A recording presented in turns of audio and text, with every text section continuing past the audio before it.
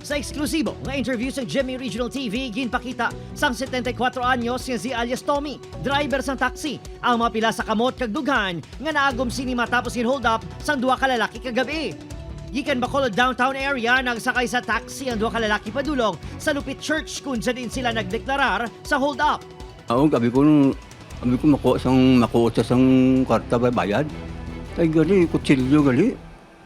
Inuwi sa akong do. Karta mo. Ano niya, na-hold up ni ka, nalang-alangan kami sa karta. Kami kartas mo, gastuhon. Dala din karta mo.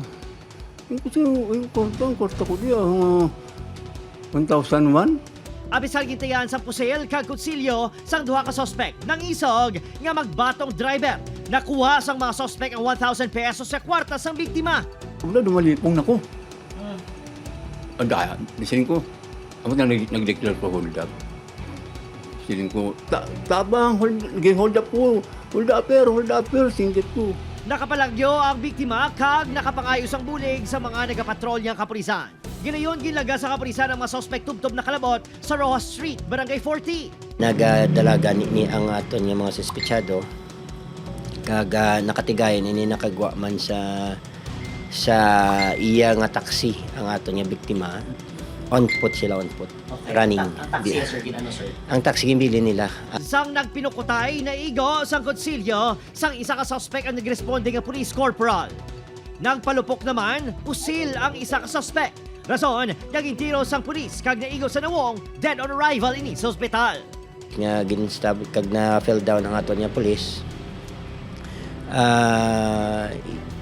Nakita niyang imminent danger nga nakatutok ang armas ng isa ka suspetsado. Then afterward, naka-retaliate ang aton kapulisan. Arestado si Benji Situhado, 31 anyos nga taga Kawayan, Negros Occidental. Ginkilala naman ang napatay nga suspect kay alias Ferdinand. Ginahibalo pa sa kapulisan ang background sang duha. Na-recover ang kutsilyo kag pusil nga gingamit sa mga suspect. Kasong robbery hold-up kag serious physical injuries ang ipasaka batok kay Situhado nga preso na sa Police Station 6. Kilway naman sa katalagman ang police corporal nga nasamaran sa dughan. Upod, Kiril Casillo, Adrian Bretos, 1 Western Visayas.